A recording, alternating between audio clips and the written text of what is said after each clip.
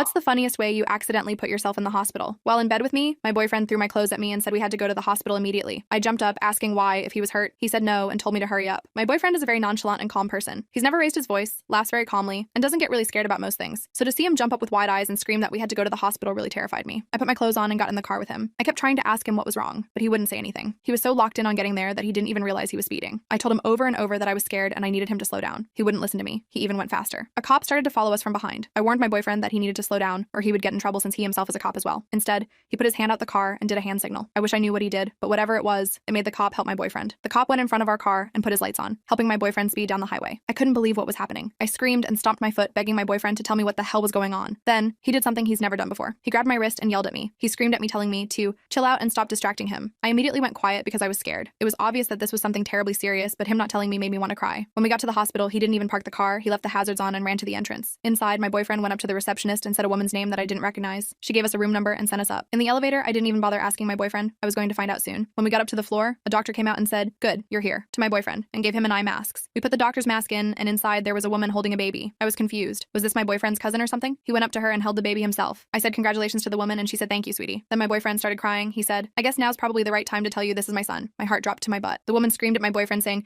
"Damn it, babe, you didn't tell her?" Turns out for the entirety of our relationship, my boyfriend was married and his wife knew about me. I told the both of them I wouldn't open my marriage if I knew I was making babies as ugly as that thing.